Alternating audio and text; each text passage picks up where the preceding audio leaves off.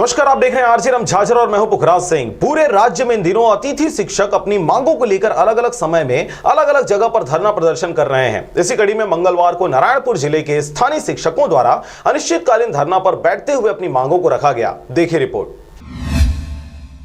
शिक्षा गुणवत्ता व पढ़ाई दुहर दुआर योजना को सफल व साकार बनाने में अतिथि शिक्षकों ने महत्वपूर्ण भूमिका अदा करते हुए अपने व बच्चों के भविष्य को संवारने का काम किया है। इस दौरान पहाड़ी व सुदूरांचल क्षेत्र के शिक्षित बेरोजगारों को रोजगार उपलब्ध कराने और शिक्षा में गुणवत्ता लाने के लिए शिक्षकों की कमी को दूर करने के लिए अतिथि शिक्षकों को प्रोत्साहित किया गया था, जिसमें स्थानीय शिक्षित बेरोजगारों को रोजगार उपलब्ध कराते हुए सुदूरवर्ती व पहाड़ी क्षेत्र में क्षेत्रीय भाषाओं में शिक्षा के प्रसार को बल मिल रहा था। परंतु विगत 8 माह से लगातार पहले कोरोना और बाद में लॉकडाउन जैसी समस्याओं के कारण इन अतिथि शिक्षकों को एक बार फिर से बेरोजगारी का सामना करना पड़ रहा है। परंतु अब जब सभी चीजें वापस से सामान्य होने लगी हैं, तो अब 8 महीनों से बेरोजगार पड़े अतिथि शिक्षकों के द्वारा अपनी बेरोजगारी दूर करने सहित 8 महीनों के कोरोना काल में भी अपनी सैलरी की मांग करते अलग अलग जगहों से आवाजें मुखरित की जा रही है।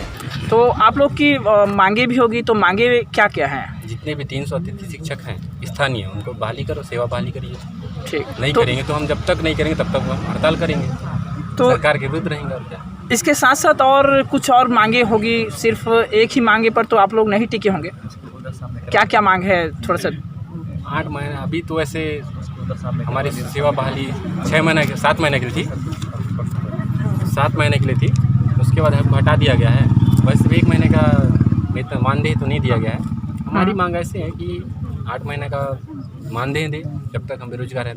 नारायणपुर जिला में मंगलवार को सैकड़ों की संख्या में अतिथि शिक्षकों द्वारा अपनी बेरोजगारी को दूर करने, बच्चों में सही व सार्थक शिक्षा के प्रसार पर बल देते अनिश्चितकालीन धरना पर बैठे हुए हैं। इस दौरान शिक्षकों ने मीडिया को जानकारी देते हुए बताया कि वह लॉकडाउन की पीरियड में सड़क पर आ गए हैं। घर चलाने के लिए भी अब उनके पास पैसे नहीं हैं। अतिथि शिक्षक के रूप में कार्य करके उन्हें रोजगार के साथ आर्थिक सहायता भी प्रदान हो रहा था, परंतु 8 महीनों से काम नहीं मिलने की वजह से आर्थिक स्थिति काफी बिगड़ गई है और अब वे सरकार सहित शासन प्रशासन से कार्य पर पुनः बहाली व रुके हुए वेतन को उन्हें प्रदान करने की अनिश्चितकालीन धरना पर बैठे हुए हैं। बहरहाल पूरे राज्य में इन दिनों धान खरीदी का समाचार पुरजोर तरीके से मुखरित हो रहा है और अभी से बारदाने की कमी व किसानों की समस्याएं सामने आ रही हैं। ऐसे समय में अतिथि शिक्षकों के अनिश्चितकालीन धरने पर बैठना निसंदेह सरकार के गले का फांस साबित होगी। जल्द ही इस पर कोई निर्णय देते शिक्षित बेरोजगारों की बेरोजगारी दूर करने सरकार को पहल की जाने की आवश्यकता है। नारायणपुर से ब्यूरो रिपोर्ट, आरजे रमझाझर।